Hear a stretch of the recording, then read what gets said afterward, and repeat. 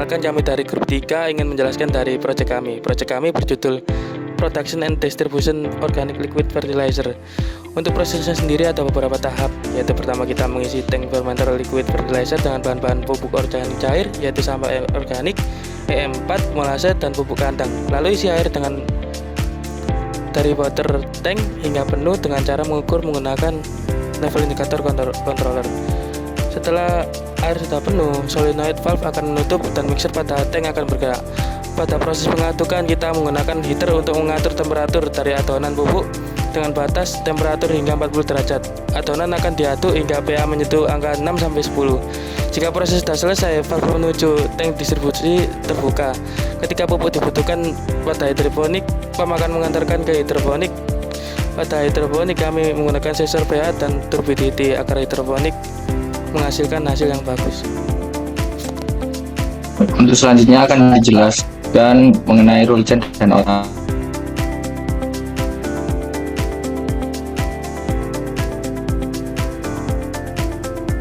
Jadi di sini kita terdapat sebuah dashboard untuk memonitoring dari parameter yang telah kita gunakan, yaitu temperatur, pH, level tangki, dan juga turbidity dari Pak Choi. Untuk rule chain dari kelompok kecil kami, yakni dengan melakukan kontrol pada sensor ultrasonik, yaitu untuk mengontrol motor dan valve. Bisa dibuka rule chain-nya yang script. Pada script JavaScript tersebut terdapat kode untuk kode logika. Apabila set point melebihi 85%, maka motor akan menyala dan valve akan mati. Kemudian jika kurang dari 85%, maka motor akan mati dan valve akan menyala untuk mengalirkan air. Dari kode tersebut maka akan mengirimkan publish ke ESP untuk melakukan kontrolnya. Kemudian selanjutnya dapat dijelaskan oleh kelompok berikutnya. Oke, selanjutnya adalah kelompok saya, yaitu Fermentor. Jadi pada rule chain kelompok kami terdapat mengontrol dua aktuator. Yang pertama adalah heater dan yang kedua adalah silent valve. Untuk JavaScript dari kontrol temperatur, yaitu ketika temperatur melebihi 40 kurang dari 40 maka heater akan menyala, dan jika lebih dari 40 maka heater akan otomatis mati. Selanjutnya untuk script dari kontrol pH, yaitu ketika pH berada di 6-9 maka valve akan menyala, dan jika tidak maka valve akan mati.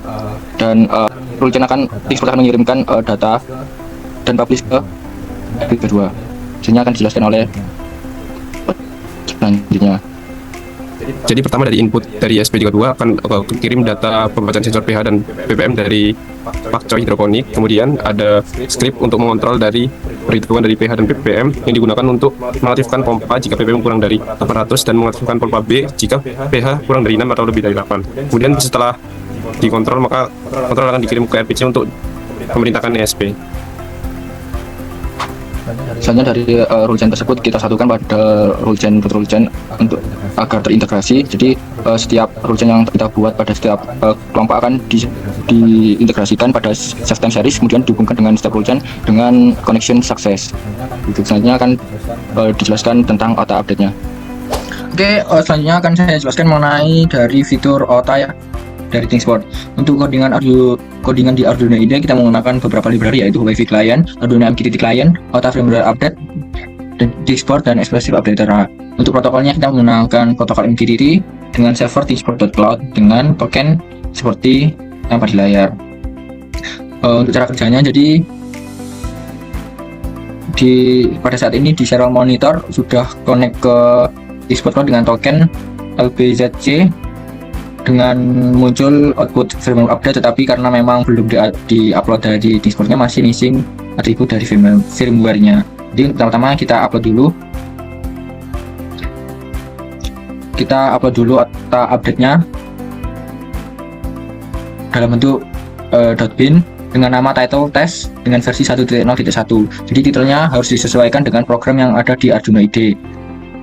Oke, untuk selanjutnya kita akan integrasikan OTA dengan device profile-nya.